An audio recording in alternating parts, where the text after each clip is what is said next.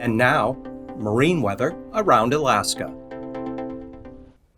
Hello, I'm National Weather Service Meteorologist Peter Chan with your Alaska Marine Weather Outlook on this Wednesday, August 14th. And we'll start out with the sea ice on this Wednesday afternoon.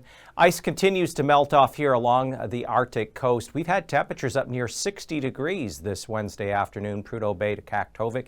And another mild one is on the way for Thursday. Back to the west, though, we have clear or open water along the Chukchi Sea coastline. The other side, though, of Russia, there's been an area of ice that's a bit unusual for it to persist as long, but it's been the way we've had the colder trough of low pressure and just the persistence of colder air over this region along the Russian Arctic coast, so that's why the ice has persisted, but that should also gradually continue to melt here as we head through the late summer and early fall season. And we're certainly starting to see a progressive fall, early fall pattern. We have a low pressure that's crossing the central Aleutians this Wednesday afternoon. It'll be located at 4 a.m. just west of St. Paul, taking a track to just west of Nome by early Friday morning. Ridge of high pressure up through the Gulf along the Alcan border will shift a little further east as we go through Thursday into Friday. It's going to allow for yet another warm day. Some temperatures could break 70 degrees here along the Alcan border, Yukon Flats, Upper Tanana Valley, as well as some 70-degree readings in portions of the Panhandle. But back to the west, this is a gale force low. It has strong gusty winds with areas of moderate to locally heavy rain lifting across the entire west coast, southwest coast, including Kuskokwim and Bristol Bays, and then moisture riding up the Alaska Peninsula up into the western Gulf by the time we get into Friday. But the back edge of that system will let up, and guess what? There's another low going to take a very similar track over the course of the week on Saturday and Sunday. So between these two systems, areas of the west coast will get 1 to 2 inches of rain from this first one, Thursday, Friday, and then another 1 to 2 inches of rain for the weekend. Some of the heaviest rain may fall here. You get south-southwest winds, that upslope flow over the Seward Peninsula.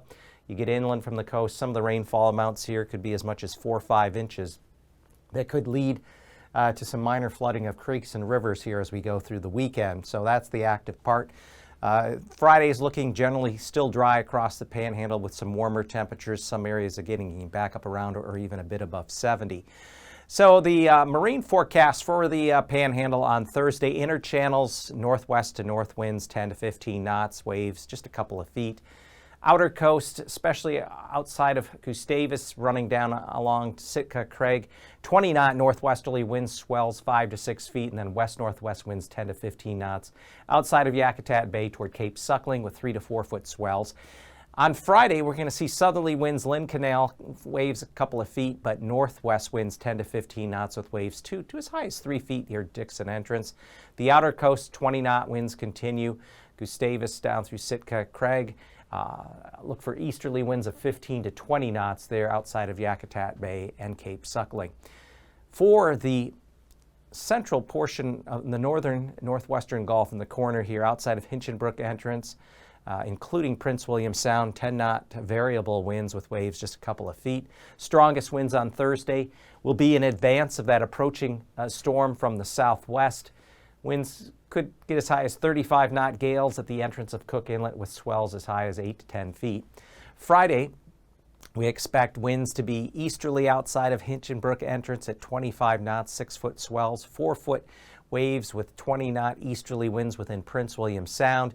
And then if we look at the length of Cook Inlet, we're looking at south-southwest winds right around 20-25 knots with highest swells from off Anchor Point off of Kenai, 6 to 7 feet.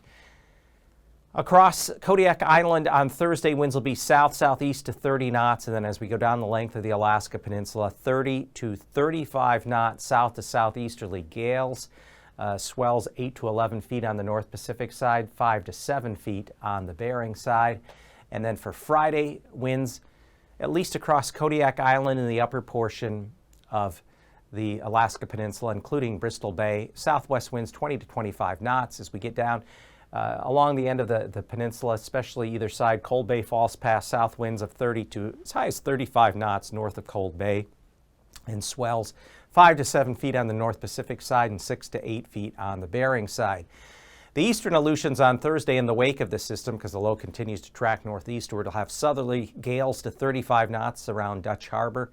Those winds fall off to southwesterly to west winds 25 to 30 knots, and then once you get west of Adak, northwest winds to 20 knots, and then the winds are going to try to flip back to the south, Kiska to Shimei at 15 knots. And there's going to be another system coming up from the south and west, and as that happens on Friday, this is the second storm. It's going to take a similar path, maybe tracking just a little more to the west, but nevertheless, 40 to 45 knot south-southwesterly gales across the eastern Aleutians on Alaska through Nikolsky. Central Aleutians, south winds 25 to 30 knots, and then those turn back toward the north-northwest, Kiska to Shimei at 30 knots. And along the southwest coast Thursday, we have 35-knot southeasterly gales there within Bristol Bay, 40-knot southeasterly gales Kuskokwim Bay, so definitely some elevated surf there potentially. And then winds southerly 25 knots Pribilovs, but northeasterly to 30 knots there at St. Matthew. And along the lower Yukon Delta and Norton Sound, look for east-southeast winds to 30 knots and swells of 6 to 7 feet as you get offshore. On Friday, though, winds are going to turn onshore in places. We have southeast winds 30 to 35 knots from St. Matthew down to the Pribilovs. Southwest wind at 25 knots into Bristol Bay, south wind of 30 knots into Kuskokwim Bay, but those winds then are more westerly because the low center has tracked much further north and east. We have westerly winds of 30 to 35 knots along the lower Yukon Delta into Norton Sound. So again, high surf is going to be the rule in the shoreline areas here. And then for areas south of the Bering Strait, east winds 25 to 30 knots, swells 4 to 7 feet there, especially on the north side of St. Lawrence. Going up the Chuck GC, look for east to southeast winds 15 to 20 knots south of Point Hope, but then switching southwesterly 25 knots, Point Lay up to Utqiagvik. And then areas further east along the Arctic coast, Prudhoe Bay to Kaktovik, southwest winds of 15 knots with waves of 3 feet. And on Friday, generally south-southeast winds around 10 knots along the Arctic coast, but as we go down along the Chuck GC coastline, winds are going to turn northerly, increase to 30-knot northerly winds across the lower Chuck GC with swells of 6 to 9 feet, and northwesterly winds south of the Bering Strait to 30 knots along the west coast of the Seward Peninsula, including Wales and Port Clarence, and on the north side of St. Lawrence at Gamble and Savunga, we're looking at swells of 7 to 8 feet.